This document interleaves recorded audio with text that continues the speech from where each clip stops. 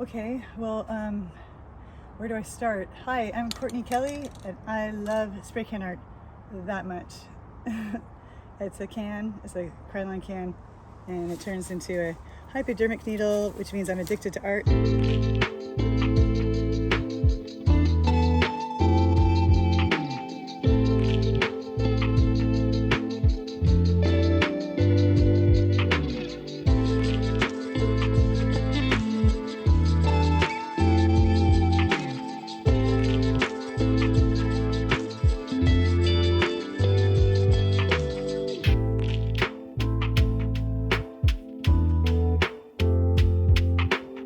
Let's talk about your art, but I want to first ask this question because it keeps jumping into my mind when I hear you talk about just your perspective on life and also how you've been happy since 3 months old. Yeah. My guess is you were at 1 month too.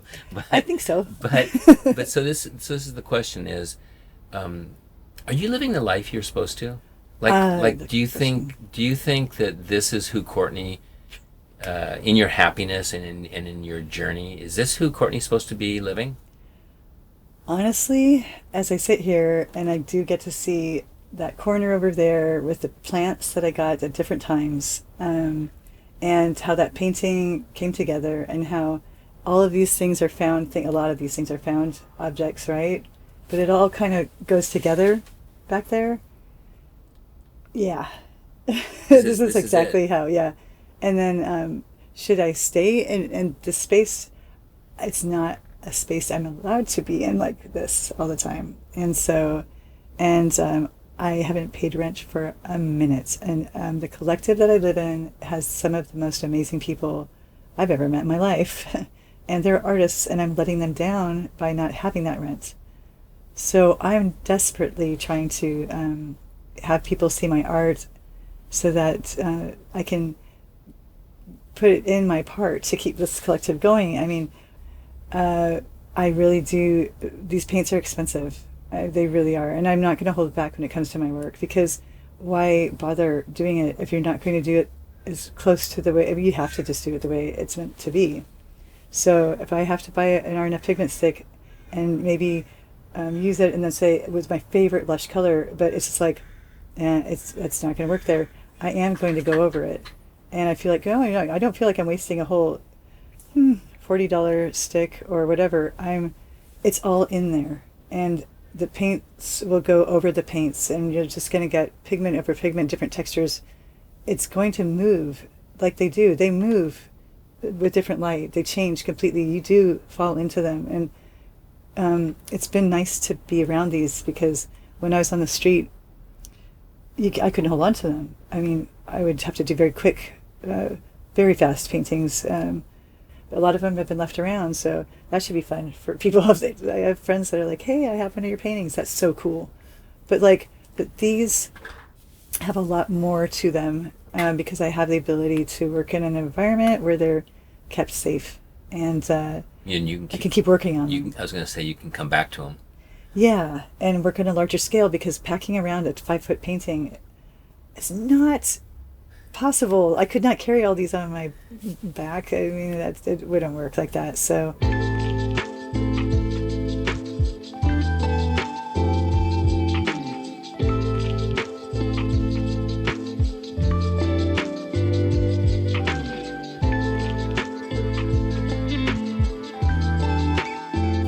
And over here, let's put this one aside. I was mentioning that they all kind of go together randomly, and so this painting, I have over 1,000 photographs of this. It's Metamorphosis. I've been painting on it for years now, Wow. Since 2000. I think it was 2020 that I started this painting. So what is the story of this painting? Okay. There's so much going on. There is. So that's a self-portrait, which is, I called it American Woman, and this is because I used to wear braids a lot, and I still kind of do, but I grew up, that was one of the questions I asked my father when I was 16, was what kind of Native American am I? Am I Cheyenne or Cherokee? I would like to know what tribe I'm from. And he said Cherokee, but I'm not seeing that in the DNA. So this has been really fascinating to see what my family's all about, my ancestry and stuff. So did you find any Native American? Yes, yeah, quite a bit actually. So, and the Wonder Woman thing, I mean, come on, why not? So, Sock Monkey, and of course the Peacemaker, yes, because, that's what they have called me in KCJ, because I have gone there for misunderstandings or for, things that I've done while I've been out here. And usually, I don't like to rat cans as they do in the spray can art world. Not my thing, but not like to rat cans. That's a term for, procuring without cash, And but I've had to rack a few cans, and I feel bad about it, but I needed to paint really badly. And then a lot of the cans actually, it's all karma. I tell you, it goes around. So I tend to become wealthy enough, I hope, with some hard work and some people really identifying with these pieces, to then give back to the communities that, I might have procured from, because that's not funny to me, but it is necessary. It was. So I got to work with this, some spray paint on there, and peel away some of the, layers. And this really interesting river appeared that reminded me of the, Willamette going through Portland. And so I've left that there, and it's been treated with a little bit of Portland wax to really make sure that it's protected, yet that other mediums won't adhere to it completely. So I can, remove, it could just kind of go on forever, and you can see that right there is, where does it go to? Where does it disappear to? And this is hilarious. That's a seagull. When you're, I'm a dumpster, and a bunny with a headlamp. And the reason that they're over there is because, well, I'm sitting here with my, and I guess it would be Indian style, they used to say, cross-legged, and with my tattoos and my hands and stuff like this, with my deer right there, and the crow. So the crow on my shoulder, that would be because I've found crows out here. A lot of people meet baby crows out here. And the deer, I like those because Thomsen is like my father's last name. I was adopted, and I have the last name Kelly, but I was raised by an Irishman named Kelly. Amazing, John Patrick Kelly. He's very, very cool. He passed away, unfortunately. I was living on the streets and didn't hear about it until years later. So I would like to say to my sisters, I'm so sorry I didn't know. I felt so bad as a kid that I got to be raised by their dad, because he really loved them so much. It was painful for him to be away from them. And I was the lucky one that got to be raised by him. But there was that sadness there. So I'm trying to decide if I want to keep the last name Kelly, because I was raised with that, since, 8.5. But my real last name is Thomsen, and the deer is kind of their coat of arms type of thing. So anyway, we've got the deer right there. And when it comes to the seagulls sitting on the dumpster, well, who doesn't diggle in a dumpster, Recycling is a really good idea. It's great what we do for the planet to do that. Is really good. Just obviously, please, if you want to continue to go to that dumpster, I'm not trying to be a bossy person, but please clean up around it, because then we can do it again, and we can all continue to do that, because there's some dumpsters that I really, really like. I'm just going to say it. Don't mess with the Super Graphics dumpster. If you're going to do it, which I really want you to do, because you're going to lighten their load, just don't leave stuff all around it, dude. Don't make a mess. Yeah, because then, man, you can make some really cool stickers with that stuff in there. I'm just going to put it like that. So anyway, and this is, of course, a bunny rabbit with a headlamp, because that bunny rabbit looks like an ex-boyfriend of mine in a strange way. I couldn't believe it. It happened when you see how this painting morphed. And then all of a sudden, he just had this little mouth there. And I was like, oh, my God, that looks like my boyfriend. So I had to keep it. I kept it right there. And, yeah, that is funny. It's really funny to me. How much that looks like him. And then, and seagulls are sky dogs. That's what I call them. My dad and I had our own language when I was a kid. That's what my mom said. And he did have his own words. Like, a fart is a vose and stuff like this. You know, these are family secrets, so don't everybody start calling your farts voses. Yes, please do. It would be great. I would love to hear that. Hey, I vosed. Cool. I'll laugh my butt off. So I call that. I have my own language too. I think we all do. And that's the Sky Dog, and they're always saying the same thing. They were my morning cartoons when I was homeless, you know. Like literally in the dirt, you know, because I still am, but I'm not in the dirt, as they say. They would come by the camps and be like this, hey, what's in the bag? What's in the bag? I mean, you know, I can't help it. I got to know. And then you'd have everything packed up, you know, in that bag, no trash. You're feeling good about that. And then the seagull's like, well, I'm just going to go ahead and grab that and go with it. It was funny and very entertaining. Oh, my God. Underneath the Alaska Viaduct at the base of this hill climb, he would then march down the stairs. Oh no, he would jump over the edge of the wall, and I'd go, I disappeared. And then he would walk to the cascading stairway and march up and go, I'm back. And I was like, really? You're something else, dude. And he was like, I know. And he knew he was entertaining us. I'm certain of it. Yeah. And then with their little ha ha ha that they do. I mean, so that's that particular seagull. He was hilarious. And too funny. Yeah. Do you think when people, like, this is obviously just such a journey of your life, right? Like things that are important to you. Yeah, when people absolutely. that when maybe someone that's going to purchase it or just a friend witnesses it, how do they go through this? Well, you know, I can explain. Well, when my friends experience it, it's wonderful. They sit and they look, and I'll be doing something, whatever, but, you know, they do get drawn in. It's something to look at, right? Yeah. And they'll say, hey, this looks like this, and that really looks like this. And I'm like, you know, they say, did you mean to do that? Always the same thing, you know? Yeah. I'm like, well, not necessarily. Yeah. And you just found something that's Not really cool. consciously, maybe. Yeah, and they're like, well, but that's that. I'm like, it is that. So now you see how it's subjective. People have so much involvement in it. It's really more interactive than people imagine. They think, well, it's just flat. Yeah. And it doesn't move. Well, if you look at it long enough, it will. And then, I mean, seriously, if you did time lapse with the lighting in here, just this lighting, you know, it'll totally change. Yeah. I mean, that's why when you own a painting, it's really you enjoyable. Keep experiencing it. Oh my gosh, it's such wow. It's the colors completely change. The mood of it changes. There's nothing like having the actual piece.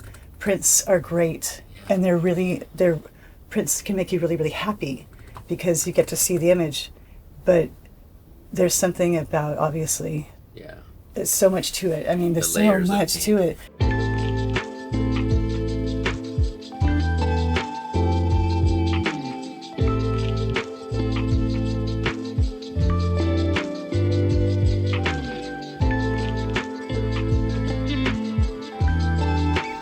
How did you get into art? Like, why are you an artist? When did you know that? Well, my father was a painter. That's what I was told. And I remember one of his illustrations. And I've seen pictures of him with a very large canvas, just like I do, which is very interesting. We apparently had our own language. And I was very, very bonded to him because I guess we saw the world in a similar way. They say artists are different. They say our brains have a lot of neural activity, like a lot of a network, lots of bundles of network happening. So we're hyper, sensory, and I could tell you I could sit in the same spot for hours, completely self-entertained. That's how I've always been, pretty much. So why do you do art now? Where does it come from? I know you've been doing it your entire life, and maybe because of that it would be difficult to know. But where does it come from? Why do you get up every day and paint? Wow, a really good way to say that would be, it flows completely through me, and it's I just can't help it. I mean, it's necessary because there's something that I'm one with it. It's like, okay, this is, and I know exactly what I need to work on. I can see it. I can feel it. If I'm not able to look at the canvas, I'll think about it. And I have dreams that are really interesting, and I have experiences that are just, well, I've been hanging out with my current boyfriend. He couldn't believe how many coincidences there were. And I was like, well, this is happening. I mean, I told you, this is what life is. This is not just me. If you really pay attention, and you will see this happens to you too.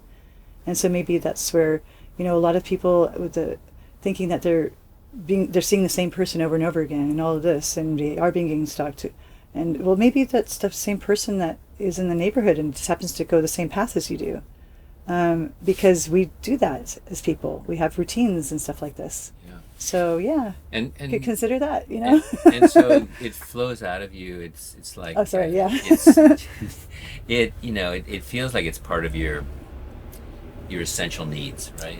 Absolutely. I want to bring people into the painting in a way that like they could walk into it, and also have very outlines of things like this chair right here, and to have that super over the painting that's got detail, and you can see the foreground and the background, and you could go and get lost in there, but all of a sudden you've got this two-dimensional thing. You're like, huh, and then you've got you, so you're 3D, that's 2D, and you're like, okay, so I'm kind of on the other side of something here.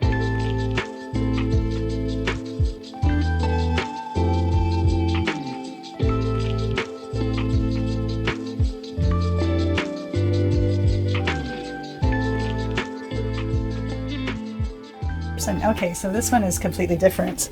This is this is my studio, and this also has had many different forms. This one could be a short film. So and that's you've painted over this many times. Yeah, it just keeps morphing, and then it's all of them are like that, actually. Yeah. I like to work with several at once. The more the merrier. So I used to work on like 10 at a time. In West Seattle, but the space was a dedicated studio, but it was smaller, and so were the pieces. And my friend Jamie Bolenbach said, you've got to work a larger scale, because everything, to me, everything was so confined. It couldn't, it needed to be bigger. And when I was a little kid, my dad took me to look at some artwork, and it was under the Lovejoy pillars that are in Portland today, preserved. I remember seeing those when I was like 3 or maybe 2, or we're talking little. Yeah. I think I had it narrowed down to when that was, but the thing is that had a huge impact. I was with my dad. I was like looking at some art outdoors on a pillar, right? And it was amazing. I remember that. So I remember thinking, this is what I've got to do. I always thought I had to paint on walls or paint large. I really think big. I want to do buildings my whole life. Yeah. So this is really, to me, like a sketch pad. I would want it to be huge. Yeah. And it's funny, when you work large, you can do it really quickly. I've done some really big paintings that didn't take that long. They take a couple of days. I love the time it takes to do these, because there's so much layering and there's so much thought to it, and there are worlds that you can go into. And I think about every single little detail, because I'm actually in that world myself. I could actually, when I was doing this, I could navigate through it.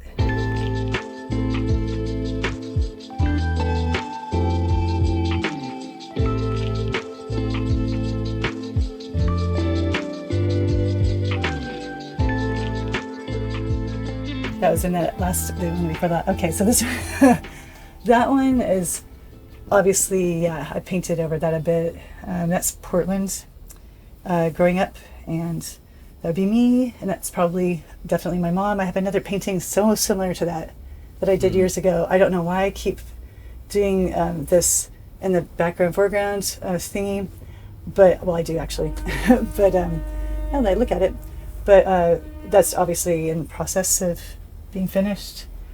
And it's totally intriguing, though. I know, honestly. like, it's got a lot already in it. Yeah, I know, and I haven't seen it for a really long time. I haven't seen it for like a month or something like that. Oh, this figure here too. It's just the way that you've got that worked in. It's just so beautiful there. Well, thank you. Yeah, my mom is a beautiful woman. I mean, I haven't spoken with her because of my homelessness situation, sadly, since 2015.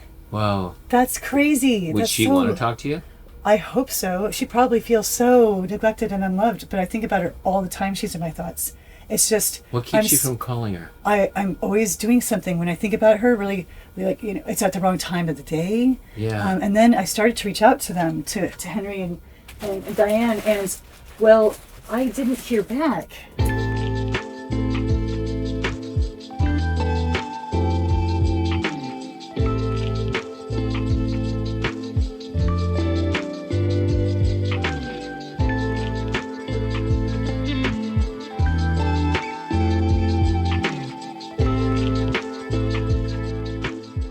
Wouldn't you like to see that deer at the new, in bronze, at the new station that they're going to build in Ballard? That deer is beloved by kids, by adults. It's really cute. And it's also, I'm not kidding, it's called the pay attention deer. He's looking, you know, he, she is, you know, whatever, is looking and paying attention to its surroundings in a way that's like inquisitive, happy, but paying attention. And I think that that's just perfect for travel and for people. Yeah, so I want that deer at that station. And if I had the ability to make a mock-up, we have a forge here. I could do that. I could make one out of bronze. I just need to, of course, I mean, it takes a long time to collect all the copper because there's a lot of wire stripping. Dumpsters do have them, you know, all these cuttings. But then I don't get to paint. So if there was a way that we could all kind of work together so that I could save a little bit of time, because just to take a shower and get breakfast, which is a wonderful experience, by the way, and I'm really grateful. The whole process is amazing, but it takes a long time. Like when you just have like a breakfast and you go to hop in the shower, you can be done with all of that at your house in like 20 minutes, half an hour. It takes hours and hours and hours to do all that, you know? And that's just the first part of your day. So people consider all these things, these factors about how far we travel to go to a meal, which is enjoyable. It's really an experience. But it's time that I can't do my artwork. And so I could produce a lot more. I have really huge ideas, you know?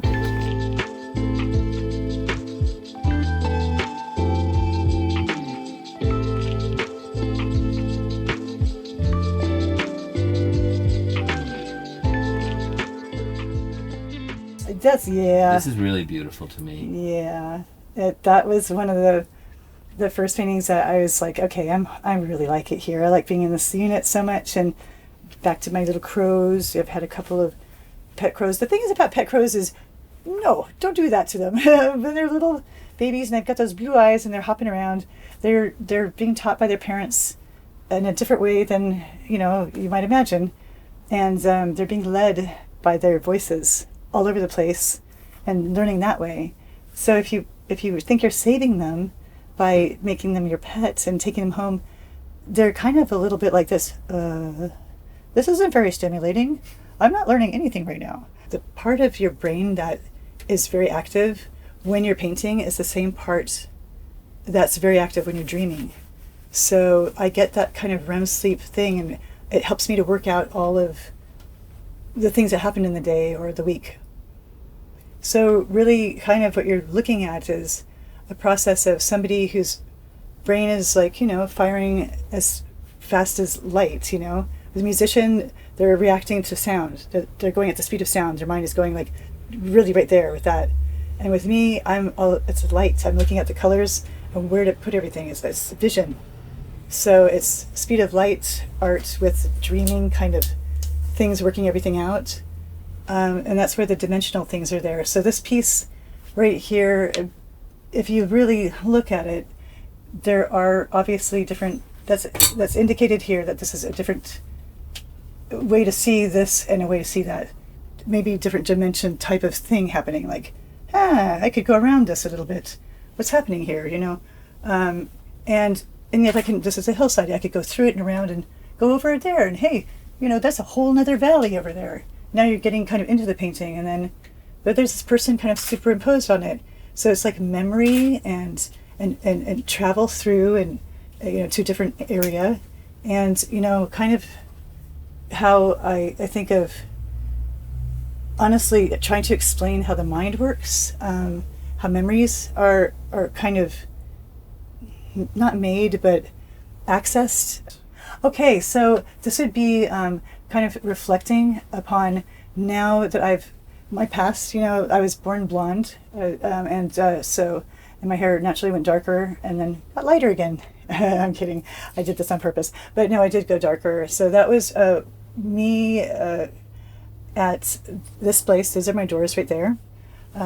I just moved in, and I was thinking about my journey in a way, but not all the details of it. So this is a wave. This wave symbolizes, kind of like in the film Basquiat. Julian Schnabel did the strangest thing in that movie. There is a scene where Basquiat, played by Jeffrey Wright, which is a really, really amazing movie. There's this wave, like this person surfing it in the background, and the city is there and it's superimposed in the background, this wave rising. And it's throughout the movie as he rises, his star rises and then crashes. And the weird thing is I've been having those dreams about waves. I know they were close friends, so maybe Julian did, in fact, Jean-Michel, he probably did have some dreams about the wave. I'm wondering, because I get the same thing. I've had that. These huge open spaces of desert and then these gigantic waves, and I'm just like peaceful and like, I could tell them all my wave dreams. So yeah, they seem to be a thing that maybe painters dream about. And it's a good thing though. The wave isn't like a bad thing where it's rising, it's getting bigger. I'm trying to depict how memories are stored, but not lit in a way that it's visual though. It's pretty deep actually, and parts of it are kind of scary, but there's like kind of the possibility of it could be interpreted anyway. But to me, this kind of could be like riches and stuff like that I've let go, or it have been, I've grown legs, but that could come back in, or the riches of the earth and the beauty of, all that food and the fruits of the birds, nature, the riches of that I'd been in nature for so long, and now I was in this box where I felt really like, I'm gasping for air in here. When I'm in the woods, I breathed really nicely. I liked that, being in the greenbelt a lot. In my paintings, you'll see that these came from, some of them were actually created in the woods there. And you'll see... How long were you in the greenbelt? A couple of years, actually. It sounds like some pieces might be for sale, some might not be. How did somebody get a hold of you if they saw something on this show today that would interest them? Well... How would that work? I would love to speak with the people that are interested, because if they are connecting with these pieces, then I want to know them. Vice versa, I would hope. I really want to, I would like to meet them. I would like to talk with them. But yeah, you could speak with me and I would be delighted. And it's always really important. There's nothing like meeting the artist, I'm telling you.